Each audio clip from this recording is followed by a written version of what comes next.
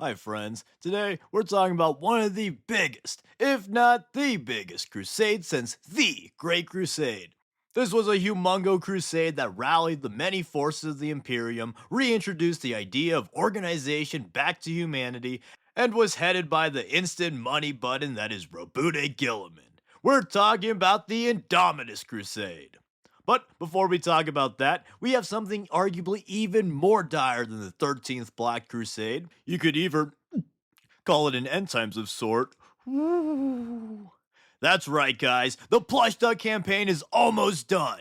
So, if you want to support the channel and get this adorable little guy to accompany you while you game, paint minis, sit on a chair, or whatever else, be sure to head over to the link in the description and get one for yourself. He's truly a great plush. Beyond being cute ASF, he's also very high quality and is sure to make you the coolest guy in the shop. Also, I wanted to extend a genuine thank you to everyone who supported the plush already. It's been absolutely incredible to see him come to fruition and to see all the support you guys have given me so far. And it's a dream come true to have a dumb little guy made from my art, so thanks. And what's this? We have a special guest? Whoa! Let me put him on. Hey guys, it's me, Robude. Oh, goodbye the Codex. This shit sure is cool, you know. You should mobilize your own Indomitus Crusade to the makeshift website and launch an assault on that add to cart button. Remember, kids, blue's the best color and don't do drugs. Wow, that sure was special. But yeah, buy the plush if you want, and if you don't, back to the video. Anyways, though, after the tragic fall of Acadia, the forces of the Imperium were sent reeling at the destruction brought on by Abaddon's 13th Black Crusade. But they told Mr. War Master of Chaos, "Oh, so you like 13 so much, little guy? Well, fuck you, 13th Primarch, bitch!" And with the help of the Ynnari, rest in peace, this wacky party resurrected Robude Gilliman from stasis and interred him in the armor of fate. And with one of the Emperor's sons back alive and kicking, the Imperium's darkest hour now had a wee little Primarch shaped light to ease the pain of losing the Imperium's second most important planet, the galaxy getting torn in half, and evil ass demons everywhere. And upon waking up, Gilliman would immediately get to ass kicking, utterly annihilating the Black Legion forces that tried to prevent his resurrection, and then he set off for Terra in order to reunite with his father and figure out just what the heck to do with the disgraceful state of the Imperium. And so, after a series of fights, most notably against his brother Magnus, Gilliman made it to Terra and spoke to the Emperor. Although it's not outright stated what exactly was said in this conversation, Gilliman left the throne room and declared himself the Lord Commander of the Imperium as well as Imperial Regent. As Lord Commander, Gilliman would defend against a huge second siege of Terra and then began work on weeding out the corrupt leaders of the Imperium and planning on how to recover from the losses in the 13th Black Crusade. He replaced corrupt High Lords with ones that more closely aligned with his vision for the Imperium, and he began to prepare for the Indomitus Crusade. Gilliman would put out a call for all Imperial forces across the galaxy to convene on Terra if they were able to. He even called for any chapter, regiment, or whatever other Imperial unit of soldiers there were to abandon war zones that they were likely to lose, since it would both avoid unnecessary casualties and they could reclaim it later with the larger and more organized Indomitus force. And like most things that Gilliman did at this time, it was pretty controversial for a Primarch to lead a great crusade of all the Imperial's forces. Last time this happened, like I don't know, 10,000 years ago, a little heresy happened, and then some guy segmented all the forces of the Imperium to prevent such a thing from happening again. And that guy was named, Robude Gilliman. But regardless, Gilliman's the main character, and also the Emperor maybe told him to do so he could do whatever he wants. So he gathered a humongo force composed of guardsmen, space marines, sisters of battle, custodies, and basically any other Imperial capable of shooting and slash or... Oh, you know what? Actually, I guess and slash works. Gilliman would organize his huge force into 10 giant battle fleets, which were further split into battle groups, those being further divided into task forces, and then so on and so on. The primary purpose of this crusade was essentially to spread across the galaxy, reclaim Imperial worlds as fast as possible to re-establish dominance over Imperium Sanctus, so it was important that the crusade force was segmented in order for it to divide and conquer.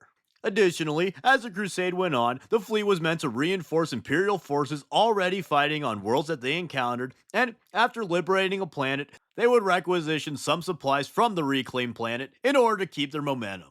However, the crusade also had the secondary purpose of delivering Gilliman's new Primaris Space Marines to the chapters who were unable to return to Terra.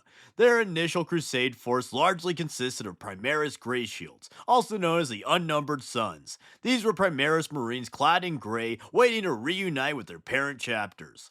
Thus, a notable detachment would be the Torchbearer groups. These were specialized groups of Custodes, Sisters of Silence, and Mago Spyology who were accompanying the fleets so that they could introduce the new Primaris Marines and teach chapters how to make more going forth.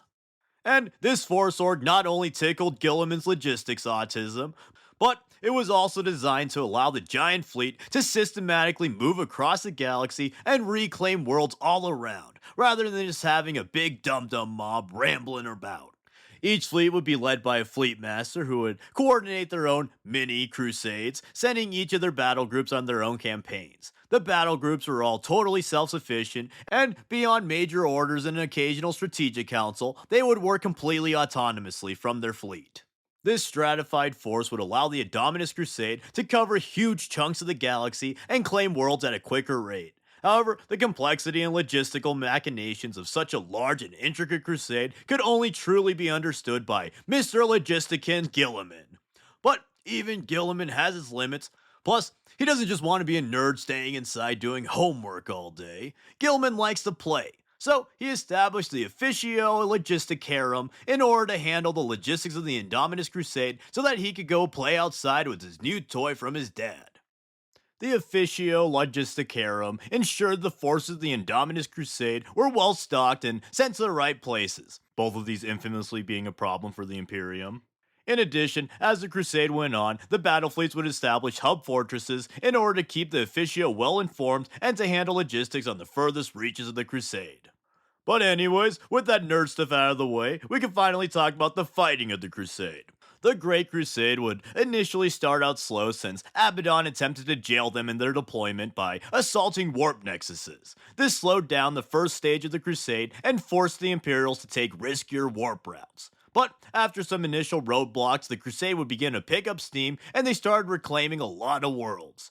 They also kinda went on a 40k greatest hits tour, visiting famous worlds like Armageddon, Rin's World, Necromunda, Fenris, Catachan, and honestly, probably any other one you could think of considering how wide-sweeping this crusade was. And about 5 years into the crusade, the initial goal of the crusade was largely complete since the crusade had reconquered enough worlds to re-establish relative stability in Imperium Sanctus, and they destroyed enough Chaos forces to quell a bunch of warp storms. However, this is 40k after all, and the most iconic sentence of the setting is that there's only war. So, of course, more problems arose as the myriad threats of the galaxy started a bunch of wars. Around this time, the Chaos Forces were also becoming worryingly unified for a faction called Chaos, and they continued to sow chaos. Perhaps most notably, the Death Guard launched their plague wars in the realm of Ultramar. But for almost half a decade or so, the Crusade wore on, and many epic Warhammer 40Ks were had. Then, 12 years in, Gilliman would semi-abandon the Crusade to return to his home and assist in the escalating Plague Wars, which is a video for another time. But anyways, after kicking his stinky bro back into the warp, Gilliman would finally start to bring the Crusade into Imperium Nihilus. Gilliman's forces would continue to reclaim worlds and attempt to gain control of safe passageways through the Great Rift so that they could aid Imperium Nihilus. Taking a risky route to Nihilus, Gilliman would eventually arrive just in time to save the Blood Angels at the devastation of Baal. And after meeting Dante, Gilliman would be like, "Yeah, this dude's chill AF, man," and appoint him the Regent of Imperium Nihilus. Then, after delivering some supplies, Primaris reinforcements, and doing some more battling, Gilliman would return to Sanctus. And at this point, I think the Indomitus Crusade is technically still going on, and the reason I say I think is because GW keeps retconning the Indomitus Crusade timeline and events within. Originally, the Crusade lasted like 100 years and was officially concluded when Gilliman fought in the Plague Wars. But then this was changed to the Crusade only lasting 12 years before Gilliman fought in the Plague Wars because a 100-year time skip is just stupid. And they just declared, you know what, man, I don't even know at this point.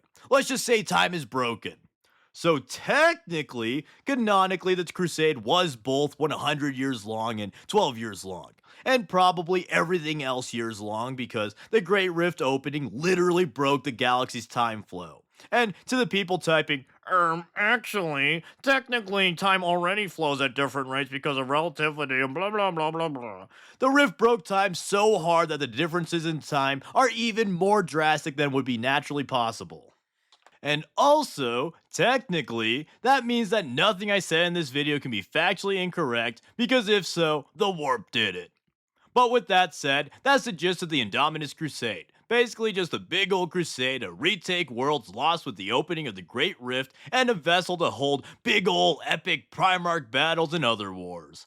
And as you likely know, I'm not generally a fan of Primarchs in 40k, but even a silly guy like me has to admit that Gilliman going around kicking ass and fighting his demon brothers does kinda go hard. But also, the Indominus Crusade is essentially the jumping off point for basically all of the current conflicts in the present setting, which I suppose isn't saying too much considering it was essentially a galaxy wide crusade. But, anyways, let me know what you think of the Indominus Crusade, and what do you think of the current era of 40k? To me, the fall of Acadia and subsequent resurrection of Gilliman definitely marked a huge shift in 40k and GW's approach to the setting, so I'd be interested to hear what you guys think of it. And don't forget to get your very own plush duck at makeship.com before he goes away to fight in the Indominus Crusade. Link in the description below. Anyways though, thank you for watching and thank you to all my awesome patrons. You're all very epic. And as always, please like, comment, subscribe, and consider sharing to all your indomitable buddies. Thanks. I swear the Primarch ore is real because when I was drawing Gilliman, whew, just looking at that guy, it really made me want to spend some money.